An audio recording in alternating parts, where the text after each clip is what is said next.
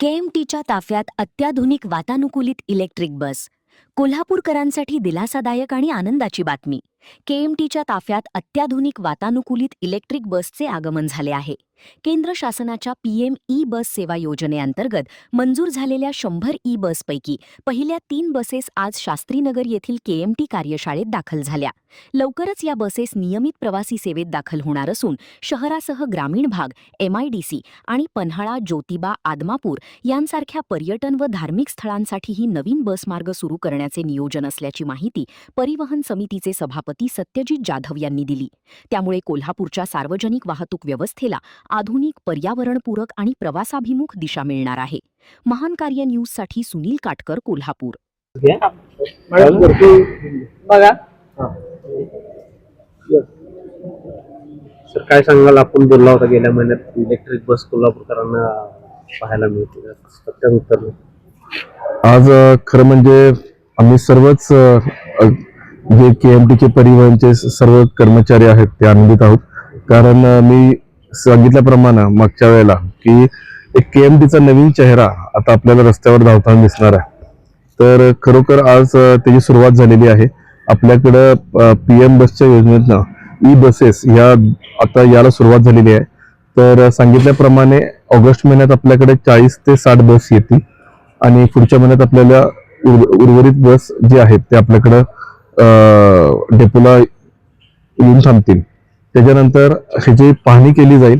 ते पाहणी केल्यानंतरचे technical specifications हे जे आहेत हे रूट मॅप प्रॉपर केले जातील. त्याच्यानंतर त्यांच्या जे ड्रायव्हर्स आहेत, जे रिक्रूट नवीन होणार आहेत, जे जीबीएन कंपनीचे असतील किंवा केएमटीचे आमचे काही कर्मचारी असतील जे या गाडीवर स्वार होणार आहेत, तर त्यांना प्रॉपर ट्रेनिंग दिलं जाईल. आणि ब्रेकडाऊनसाठी सुद्धा या कंपनीने आपल्याला 100 गाड्यांच्या मागे 5 गाड्या या ब्रेकडाऊनसाठी दिलेल्या आहेत. म्हणजे उर्वरित कधीही आपल्याला रस्त्यात कुठलीही गाडी ही इलेक्ट्रिक आपल्याला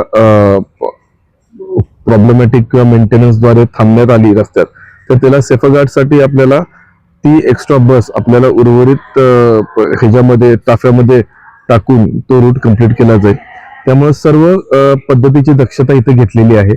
आणि या 100 बसेस, आता ज्या बसेस पूर्वी आपल्या रूट जे चालू होते, तर सर्व आता खेडोपाडी, बाहेरचे उपनगर, शहर आणि शहरात वाढणारी जी आता लोकसंख्या आहे त्याच्या अनुषंगाने जी फ्रिक्वेन्सी आता जी आपल्याला केएमटीची मिळणार आहे ती आपल्याला दर 15 मिनिटाला बस मिळणार आहे. अशा पद्धतीने योजना केलेली आहे. साधारणपणे 3 एमआयडीसी आपल्याकडे आहेत. तर एमआयडीसीला तर फ्रिक्वेन्सी आपण खूप वाढवलेली आहे. आता 5 बसेस आहेत. तर त्यामुळे त्या मानानं आपण त्यांना आता 12 बसेस देणार आहोत. शिर्डीला आपण 9 बसेस देणार आहोत. गोकुळशेगावला आपण 8 बसेस देणार आहोत आणि कागलला आपण 12 बसेस देणार आहोत.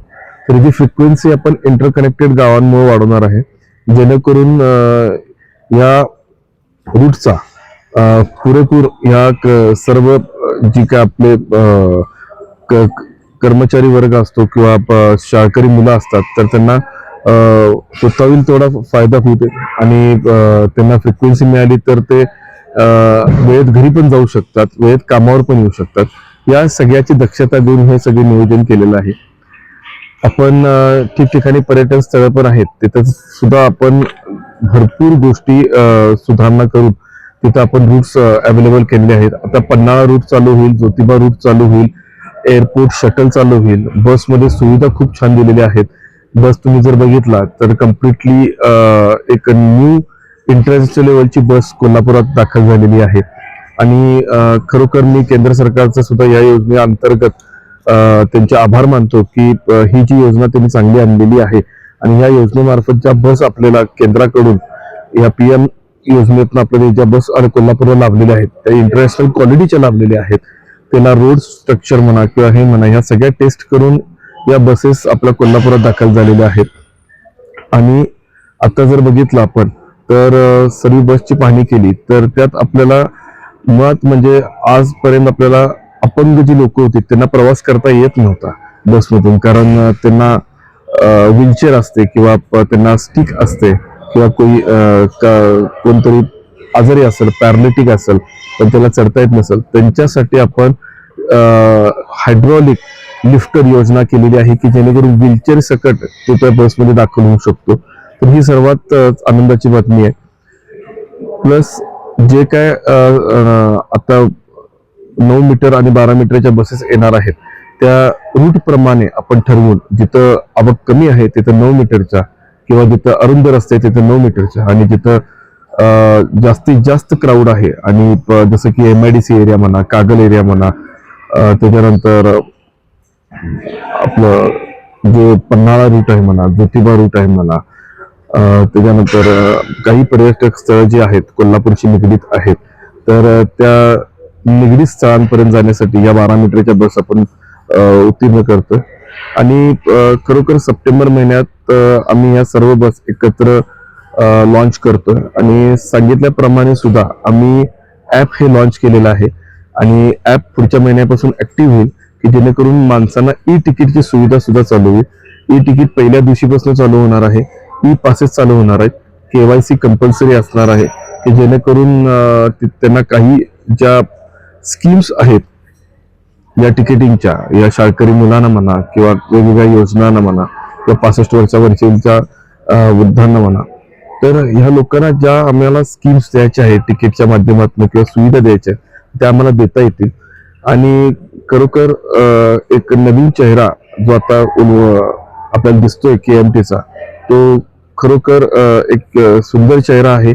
आणि आपल्याला ज्यावेळी हे सगळे बस रस्त्यावर पुढच्या महिन्यात धावताना दिसतील तर खरोखर सर्व कोल्हापूरकरांना KMTचा अभिमान वाटेल की या नवीन जी सेवा आहे KMTची ही खरोखर खूप चांगली असणार आहे. आणि जी बोंद्रे साहेबांनी 1962 साली ही संस्था स्थापन केली आणि ह्या स्थापन करताना त्यांनी एकच ध्यास घेतला की आपण लोकांना सुविधा द्यायचे, तर त्या सुविधाला न कुठे तडा जाता आपण चांगल्या पद्धतीच्या आणि उर्वरित त्यात काय कमी पडतं तर लोकांची फीडबॅक सुद्धा ऑलवेज वेलकम आहेत, तेही आम्ही चालू करतोय. काही कमेंट्सद्वारे आम्हाला सूचना दिल्या तर तेही बदल करून आपण लोकांमध्ये ते उत्तीर्ण करू. सो माझ्या सर्व कोल्हापूरकरांना सुद्धा विनंती आहे, काही चेंजेस करायचे असतील तरी सुद्धा तुमचे फीडबॅक सुद्धा आम्हाला योग्यवान आहेत. कारण काही लोकांचे फीडबॅक्स आले तरच आम्ही त्यात सुधारणा करू शकतो.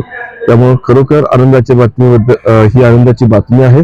आणि सप्टेंबर महिन्यापासून कोल्हापुरात KMT ही 100% ई बसेस आणि आपल्याला कुठलंही पर्यावरणाला न धोका देता आपण कोल्हापूरकर या नवीन ई बसेस मधून प्रवास करायचा आहे. जय हिंद, जय महाराष्ट्र.